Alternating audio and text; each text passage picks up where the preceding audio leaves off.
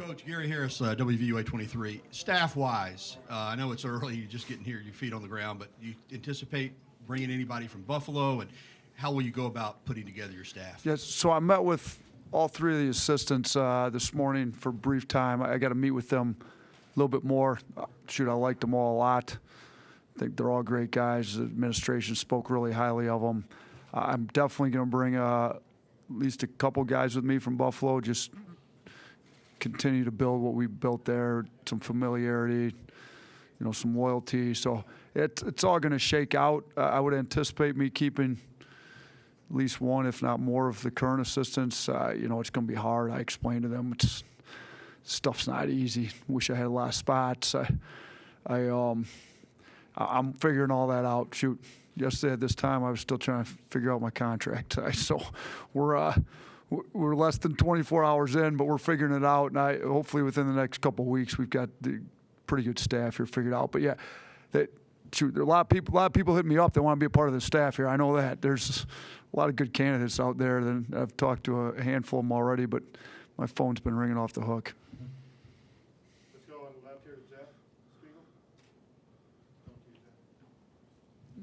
Nate, welcome to Tuscaloosa. You mentioned you had spoken with Kyra. Kyra, John Petty, Daniel Giddens, and Dazon Ingram have all been in the transfer portal.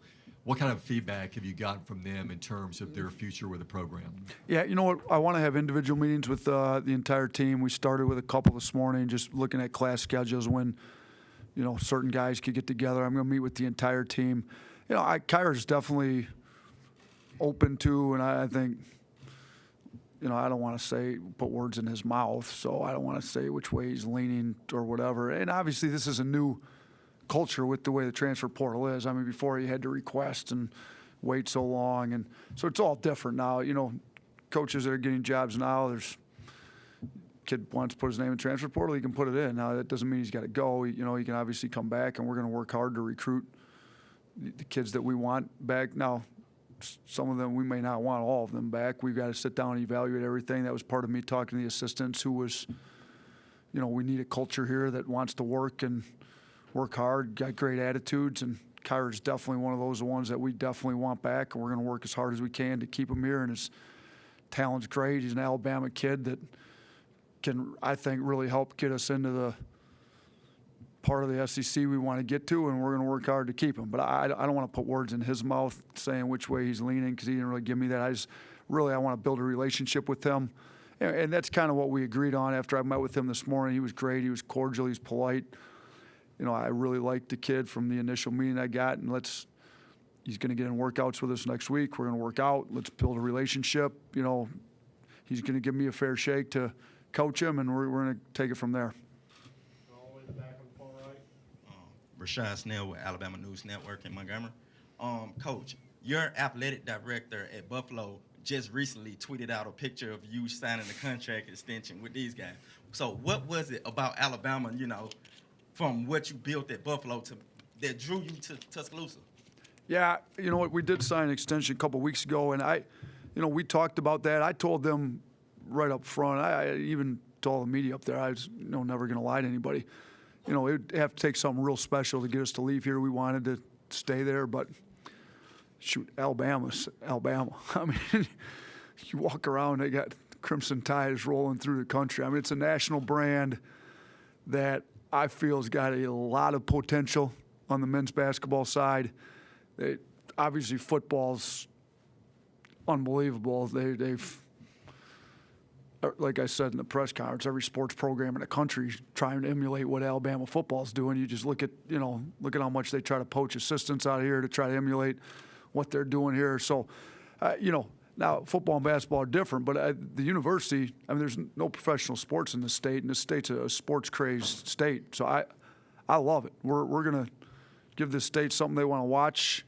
This was that special job that we said if it came along, it's going to be hard to pass up. So when it came along, and then really, my wife's a great reader of people, and I think I'm pretty good at it too. When Greg and Jeff sat in our living room Tuesday night, she immediately fell in love with the university through their ambassadors. Greg and Jeff were great. I mean, they were selling us on Alabama. They didn't really have to sell me on Alabama. Alabama's got a pretty big name in my mind. So, and, part of that is I'm a huge college football fan. I can't get enough college football in the fall, so I watched a lot of Alabama football. But like I said, too, man, I'm a basketball junkie. I watched Coach Sanderson's teams back when they had some big-time talent. So hopefully we can continue to get some big-time talent and get it playing the right way and way you guys want to watch. And I think we can get this. This can be a really special place for college basketball as well. Second row on the left. AJ Spur, WVUA 23. Coach, there's a lot of students here that are passionate about the basketball program. What's your message to the student body here at the University of Alabama? When Coach Hurley and myself first went to Buffalo, we didn't have much. There was hardly anybody in the stands there. By the time we left, the place was rocking. There was a track up top. I think 6,200 seats filled the place there. We had 6,700. They were 5-6 deep, standing room only.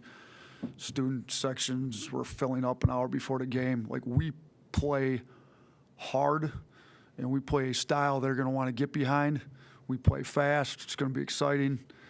I'm going to get to know the students. Our players would go up into the student section and thank the students for coming every game. We're gonna be a part of this community too. We're not gonna be a separate. We teach our guys, just because you've been given a gift of basketball doesn't mean you're better than the rest of these students. You're just like them. You've just been given God's given you a gift that the rest of them don't have nearly as well at, as good a gift as you have. So we're gonna endear ourselves as students. I'm gonna get out and meet them. I'm going to make sure that they know they're wanted and needed. That's college athletics. I mean, professional athletics, you can sell a place out, but they don't have a student section there. That's what makes college athletics. There's so many people in America that love college athletics, and it's the students that make college athletics college athletics. So we're going to make them feel real valued, because they are valued with the way we want to run our program. We have time for a couple more questions for Coach before he has to go out. Let's go back to Jeff here on the left. Nate, 6 years ago, Buffalo gave you a shot as a high school coach to be an assistant coach. Do you see like an opportunity to, if you have an opportunity to add a high school coach to your staff, is that something you would be interested in doing? Here's what I'm going to tell you. When Coach Hurley gave me the chance, they valued high school coaches a lot more than most Division I coaches did, being the fact that his father's a Hall of Fame high school coach. I'm a little bit the same way. I would definitely, I've got a lot in common with high school coaches. I'm going to get out and meet as many high school coaches in the state of Alabama. We've got some really good ones. I've already well informed on a few of them.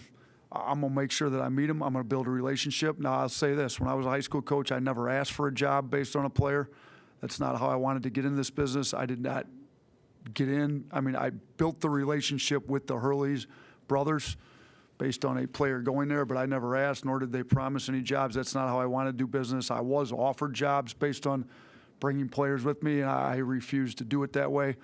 So, but I want to build relationships with high school coaches, because that's who I am. Shoot, I've been 6 years in Division I. I was 11 years in high school. So I've got a whole lot more experience on that side of it than I do on this side of it, and I value it at a high level, and I would definitely look at now. Right away this year, I don't know, but if they're good enough, coaching's coaching. I think I've proven that here. There's a lot of coaches that got a lot of Division I experience that haven't been able to do what we did at Buffalo over these last 4 years. So, yeah, I'm going to look at it. I'm going to build some relationships with a lot of these coaches here. Stay on that left side to Kyle. Kyle Berger with WVTM 13. 7 SEC teams are in the tournament, 4 now in the Sweet 16. Do you feel some pressure to kind of prove to Bama fans that you can kind of turn this around quickly? Yeah, here's the thing with, one of the deals at Buffalo, there hasn't been 2 teams from the MAC in the NCAA tournament in about 20 years or so. We would have gotten an at-large bid had we not won the MAC tournament, so it would have been the first. But you were almost on a yearly basis, you had to win the MAC tournament to get there. Here in the SEC, almost half the teams are making the NCAA tournament every year. So, yeah, we want to be there next year. That's going to be a goal of ours to get there next year. And they were close this year. They're the next team. So there's not a huge jump. We've got to do a bunch of small things at a high level every single day over the next 8 months going into the season, and I, talked to our team a lot. Like we didn't beat Arizona last year on one day in March. We beat them on a random day in October when we worked harder than everybody else in the country. And we're just going to do that day to day to day. But yeah, the SEC is a great league. That's part of the appeal of being in Alabama. And you get a lot of teams in the NCAA tournament from great leagues. So we want to be one of those great teams in a great league. All the way far left, Maggie. Could you elaborate on those core values you spoke about earlier to establish the culture of your team? Yeah, so we met as a staff, and there's a lot of backstory to that, and I probably don't have time to get where, but we developed a culture playbook based on a guy that came in and spoke to the football team at Buffalo. And so when we talked, like, what do we value the most? Well, we need our guys to play hard. To me, that's our whole blue-collar mentality. So that's our max effort. But it goes beyond practice, games. If it just becomes the core of who you are, when you do something, you're going to give it max effort. So we talk about it in academics. Now max effort looks a lot different in academics than it does in the weight room or the practice floor. But we're going to give our all. If it's worth doing, it's worth doing at a high level. We're going to give maximum effort. And if your teammate's not giving it, then you're to hold your teammate accountable. And that's part of our second one's continuous growth. I'll get there, but that's part of the selfless love, which is the third one. We want a culture of accountability. And if I love you and you and me are roommates and we go back and you're going to smoke weed, well, that's not what's best for you. So if I really love you, I'm going to call you out for that. If you're cheating yourself in practice and not going as hard to get yourself better, then as a teammate, if I really love you, I'm going to call you out. And I'm going to hold you accountable in a respectful way. But we're going to all hold each other accountable to the standards that we set. So, and then the continuous growth one is we just need to get better every day. So, and that's where, we had guys, I had to have it. One of my seniors this year at Buffalo had to get a cortisone shot in his shooting wrist because he had an overuse injury. He was in the gym too much. We had to tell him to get out of the gym. But he was one that was bringing his teammates with him every night to get extra shots up because he wanted to get better every day. So we want a culture where guys are continuing to get better, player development. I'm a high school coach at heart. I had 6 a.m. workouts going back at Romulus High School. We got players better. That's who I really am. So we're going to do a ton of player development, and then they're going to do it on their own as well, and we're going to build that culture around here. Let's go back to Rashad in the back right. Coach, you may not have the star power of an Avery Johnson. A lot of people down in Alabama, with this being a football state, may not know your resume. How do you get everybody on board and build from what you built at Buffalo? No, great question. I played Division III basketball. I didn't play in the NBA. So here's what I found, though. I coached in Detroit for 11 years. I had a lot of guys that a ton of former players hitting me up now. They go follow us. You know what kids want? They want a guy that's invested in them, that's going to make them better. That's all about that. I'm here to serve the kids. It's not about me. It's about them. And that's what I told both those guys I met with this morning. I'm here to serve you. I'm here to make you better. I'm here to help you grow into what you want. You tell me what your goals are, and I'm going to do everything in my power to get you to where you want to get. You want to make the NBA? Then we're going to sit down. We're going to watch video. We're going to break down NBA film on guys that look like you.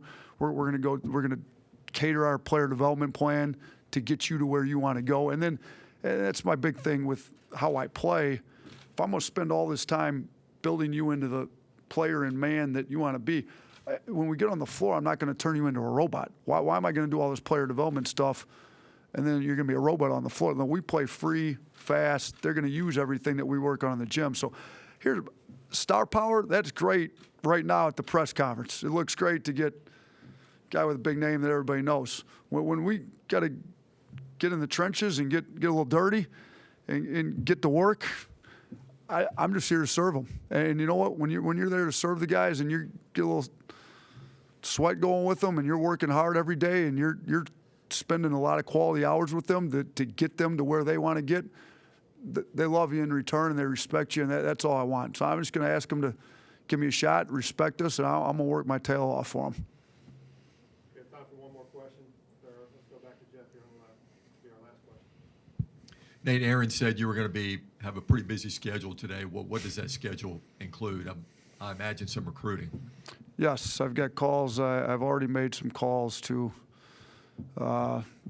parents, recruits. Like we made call last night. You know, that was a little, we got in here a little late after everything, but I've got some more meetings set up with the team, got some meetings set up with staff. Then in the evening, I'm going to get to the recruiting calls. I mean, here's the bottom line. Coaches run the program, obviously, and I mean, shoot, football program's your best example. Coach Saban comes in and they start winning at a high level immediately. But the one thing Coach Saban gets is that players win the games. So, like, this is the one thing I get. Players are going to win. The recruiting is the lifeblood of the program. I've got to keep the best players that we currently have here. We need to recruit them, re-recruit them, and that's the way it is in the culture of college basketball right now. You better, and that's where you get guys to play hard by setting your culture. You don't demean them. You build them up while holding them accountable to play hard. So we're going to re-recruit our guys here, and we have going to re-recruit the guys that are signed, and then we still have a few openings, and we're working hard right now on filling those with the best available prospects we can get on this team. But yeah, shoot, my day's packed if you looked at my schedule, but after about 6 o'clock tonight, there's it's all open from there, and that's going to be straight recruiting calls for the most part.